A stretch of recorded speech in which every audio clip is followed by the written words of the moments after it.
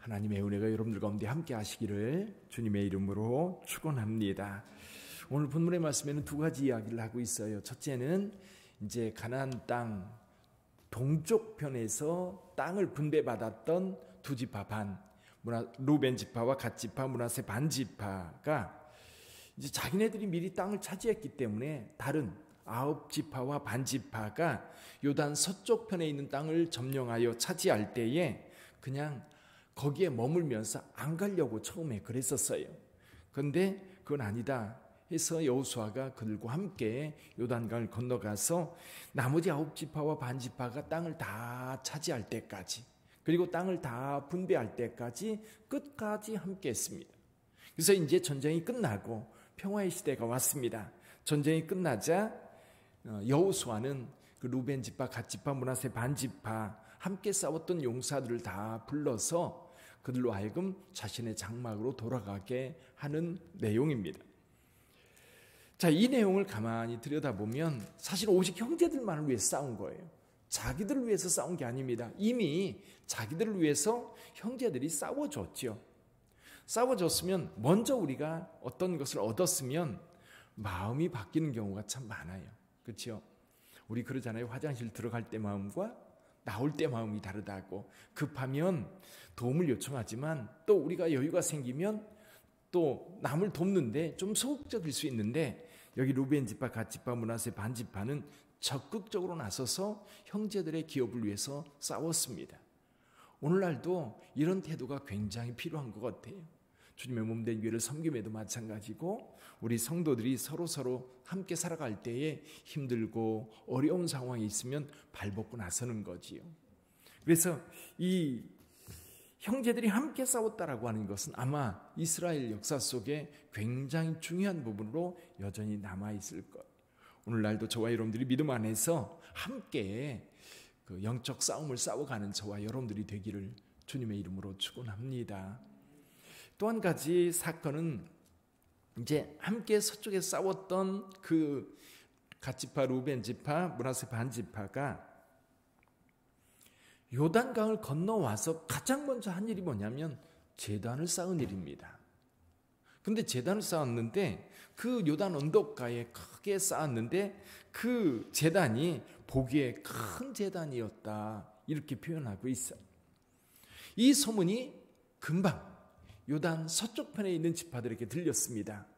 야, 여기 루벤 지파, 갓 지파, 므낫세 반 지파가 우리를 떠나 요단강을 건너가더니 거기다 제단을 쌓았다. 아마도 그들은 우리와 다르게 거기에서 하나님을 예배하려나 보다, 그렇게 생각을 했던 겁니다. 그래서 군사들을 모아가지고 이 요단 동편에 있는 지파들과 싸우려 했어요.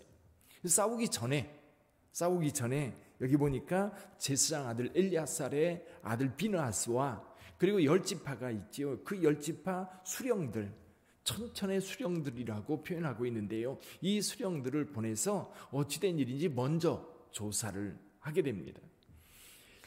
그래서 이 비느하스는 그들에게 말합니다. 우리가 하나님을 온전히 섬기지 못해서 많이 어려움을 당했었던 과거가 있는데 이제 너희가 그쪽에 가서 하나님을 섬기는 이 제단을 둘로 나누어서 요단 서쪽 편과 동쪽 편을 나누어서 예배를 하게 된다면 아마 이것은 하나님 앞에 큰 범죄라고 규정을 했던 겁니다. 만약에 그래서 이쪽 요단 동쪽 편에 있는 지파들이 그쪽에 살기가 불편하다면 우리가 땅을 내어줄 테니까 건너와서 우리와 함께 살자. 여러분, 물리적인 이 경계선이요, 사실은 쉽게 그냥 그건 아무것도 아니야 라고 말할 수 있는 게 아닙니다. 요단강이 이렇게 갈라져 있는데 이쪽 편과 저쪽 편, 이게 자연적인 경계선이 되고 사실 오늘날도 요르단과 이스라엘의 국경이 되고 있어요. 이 요단강이 두 나라의 국경이 되는 만큼 이 두 지역을 나누는 굉장히 중요한 경계선이 되고 있다는 거예요. 그래서 아마 요단강을 건너가면서 갓 지파, 루벤 지파, 므낫세 반 지파는 이 강이 아마 두 지역을 갈라놓을 거라고 생각을 했던 거예요. 염려했던 거지요. 그러면 지금도 마찬가지고 후손들이 후대에 가서 요단 서쪽 편은 9개 지파하고 반 지파가 있고 세력이 굉장히 커요. 이쪽은 두 지파와 반 지파. 그러니까 그런 세력이 이렇게 차이가 나는데 나중에 많은 무리가 모여 있는 서쪽 편에서 너희는 우리와 상관없다라고 얘기할 때 그건 아니다라고 하는 증거를 위해서 이걸 만들었다는 거예요. 그때 너희 우리 자손이 아니야라고 말하면 이 제단을 봐라. 이게 실로에 있는 하나님께 제사 드리기 위해서 만든 그 제단을 본떠서 만든 모형이다. 왜 그 똑같은 모형을 여기 세워놨을까? 이거는 제사를 위한 것도 아니고 하나님을 섬기기 위한 것도 아니고 우리가 그쪽과 이쪽이 같은 민족이라고 하는 것을, 같이 여호와를 섬기는 지파라고 하는 것을 보여주기 위한 증거다. 이렇게 이야기를 했던 겁니다. 그래서 피느하스와 10명의 수령들이 그 이야기를 듣고 좋게 여겼어요.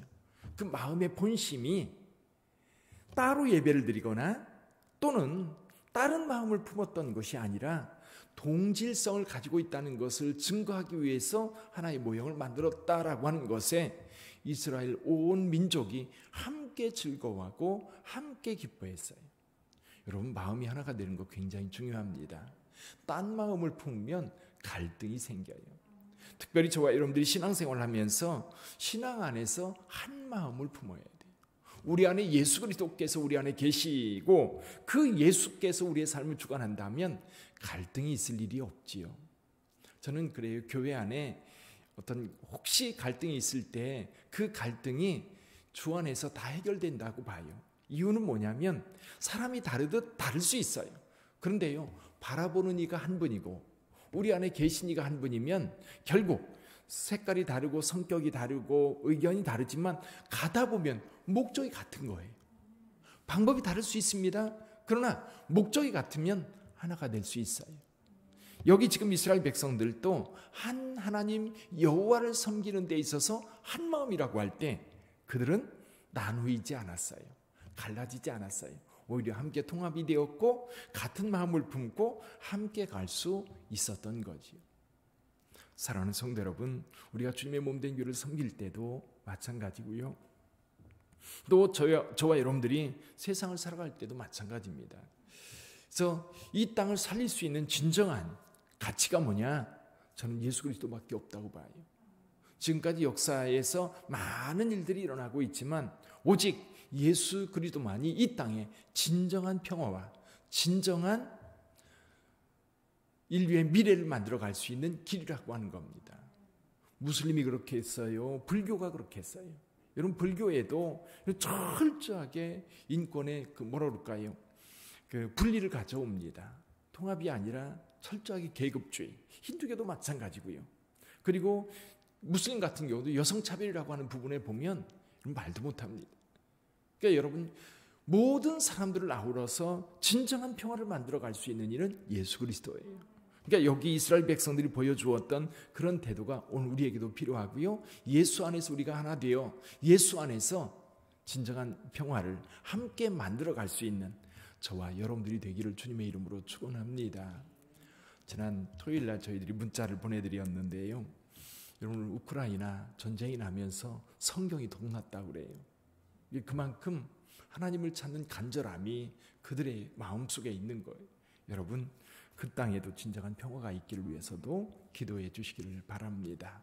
기도하겠습니다.